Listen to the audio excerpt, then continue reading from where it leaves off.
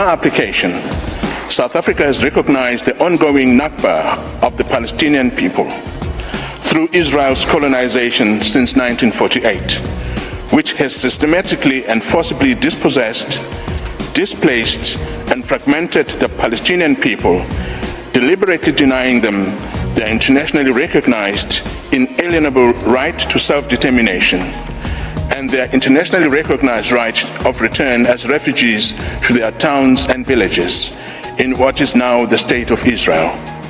We are also particularly mindful of Israel's institutionalized regime of discriminatory laws, policies and practices designed and maintained to establish domination, subjecting the Palestinian people to apartheid on both sides of the Green Line.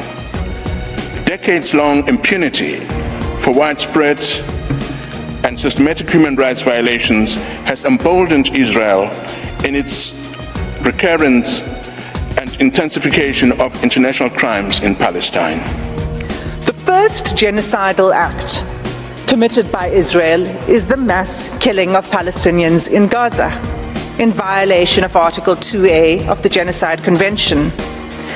As the UN Secretary General explained 5 weeks ago, the level of Israel's killing is so extensive that nowhere is safe in Gaza. As I stand before you today, 23,210 Palestinians have been killed by Israeli forces during the sustained attacks over the last 3 months. At least 70% of whom are believed to be women and children. Some 7,000 Palestinians are still missing, presumed dead under the rubble.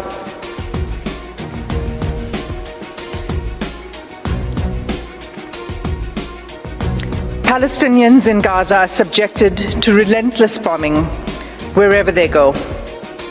They are killed in their homes, in places where they seek shelter, in hospitals, in schools, in mosques, in churches, and as they try to find food and water for their families. They have been killed if they failed to evacuate. In the places to which they have fled, and even while they attempted to flee along Israeli-declared safe routes. The level of killing is so extensive that those whose bodies are found are buried in mass graves, often unidentified. In the first 3 weeks alone, following 7 October, Israel deployed 6,000 bombs per week. At least 200 times it has deployed 2,000-pound bombs in southern areas of Palestine designated as safe. These bombs have also decimated the north, including refugee camps.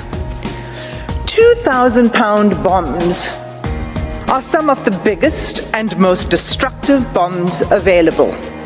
They are dropped by lethal fighter jets that are used to strike targets on the ground by one of the world's most resourced armies. On average, 247 Palestinians are being killed and are at risk of being killed each day, many of them literally blown to pieces. They include 48 mothers each day, 2 every hour, and over 117 children each day, leading UNICEF to call Israel's actions a war on children.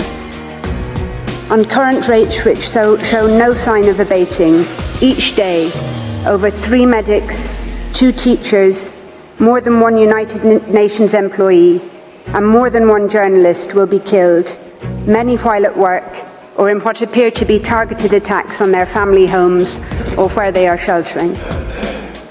The risk of famine will increase each day. Each day, an average of 629 people will be wounded, some multiple times over, as they move from place to place, desperately seeking sanctuary. Each day, over 10 Palestinian children will have one or both legs amputated, many without anaesthetic. Each day, on current rates, an average of 3,900 Palestinian homes will be damaged or destroyed. More mass graves will be dug. More cemeteries will be bulldozed and bombed and corpses violently exhumed, denying even the dead any dignity or peace. Each day, ambulances, hospitals and medics will continue to be attacked and killed. The first responders who have spent 3 months without international assistance, trying to dig families out of the rubble with their bare hands, will continue to be targeted. On current figures, one will be killed almost every second day, sometimes in attacks launched against those attending the scene to rescue the wounded. Each day, yet more desperate people will be forced to relocate from where they are sheltering, or will be bombed in places where they have been told to evacuate to. Entire multi-generational families will be obliterated. And yet more Palestinian children will become WCNSF, Wounded Child, No Surviving Family, the terrible new acronym born out of Israel's genocidal assault on the Palestinian population in Gaza.